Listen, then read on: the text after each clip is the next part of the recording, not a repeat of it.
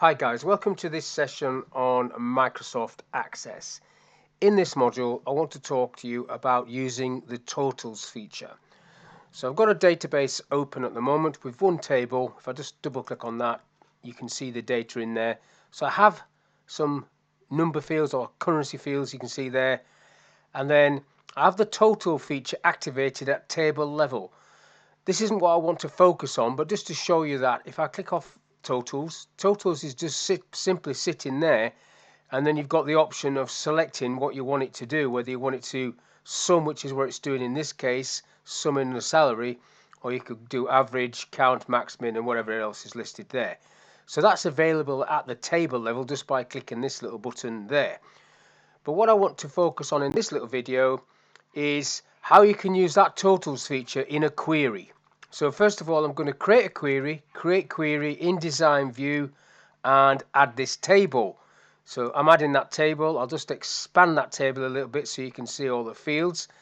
Now what I'm going to do is by department, I want to use the totals feature to give me a total salary per department, an average and the maximum, and also a count of the personnel that is in that department. So if I just double click on department, that will drop it down there. Then I want the salary field double clicked 3 times so it comes down 3 times, and then the name field, the surname field, so that comes down like so. Now at the moment, if I run that query, it's just going to be like a duplication.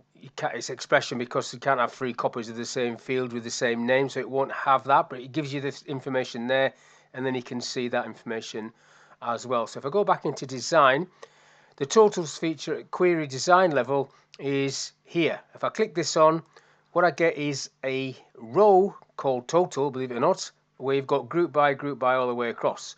So I do want to group by department, but this is what's going to happen now. I want to select sum for salary, the first one, then I want the average salary, and then I want the maximum salary per department, max.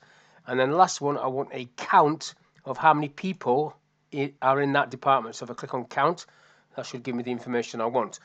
If I now run that, you now see that we've got different figures here.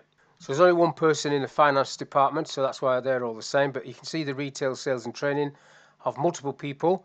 The count is giving me that information, so the figures are reflecting wherever you've asked it to do. So sum of it, average of it, the maximum salary of it. Now, the labels themselves can be changed. You can change those in design. So it just says whatever you want, total, average, max, and then personnel. If I just do that, if I go back into design, what you have to do there is you have to get in front of the actual field name. And I'm just going to call the first one total with a colon. That will rename it total. If I then do the same for average, just type the word average. Colon is the critical symbol that you need between the two things, and this one's going to be max, colon, and then I'll just do personnel, colon, and then if you run that, those names should replace the names that were there before, and then you've got that information. Now if I save this query, just click on that and just call it QRY totals, so we know what it's called. Press enter. I've got that saved now. I can run a report on that. You've got that same sort of feature in report level, but if I just go create report and use the wizard, I'll bring them all across. Let's go next. So I can still group by department. So that's my department. And then you've got these summary options. So if you want, you've got the total, the average, the max of all of these. Plus you can do a percentage of the overall total. So I'll just, don't want to sum those really, I'll just leave it like that. The average, I'll just leave the sum on there, click OK, and then you've got ascending, descending, I'll leave it as that. Set it to landscape, always a good idea when you're going through the wizard, and then you just put RPT in front of that, RPT, because it's a report looking at the query called total, and then finish, and then you should get your end product. As always with the wizard, or nearly always, it truncates some of the fields. But you've got the finance department, and then you've got the review of that, and then you've got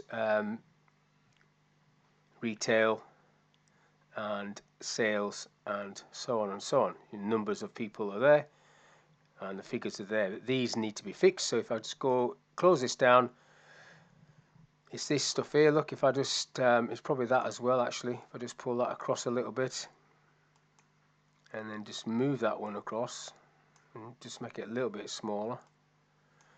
This is why I tend to do all these things myself manually, so I don't have to worry about doing what I'm doing now, which is a bit of a pain.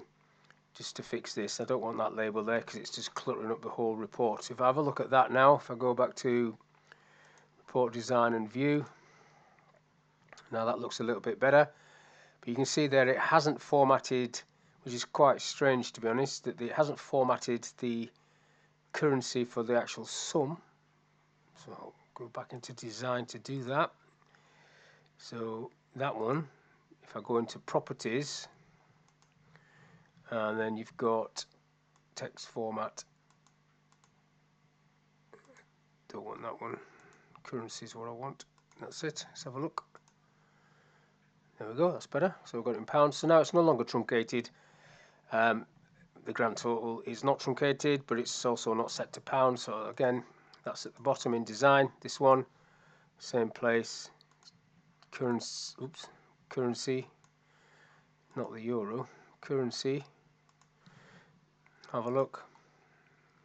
There we go, happy teddy bears. So I'll just close that, and yes, I will save that, and then you got your report there.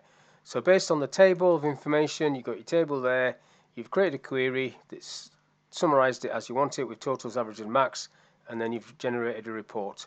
But like I've already said, you can actually generate this report without that step, because the wizard would do that if you wanted it to do that, but you do get a lot of extra gubbins on the report when you use the wizard.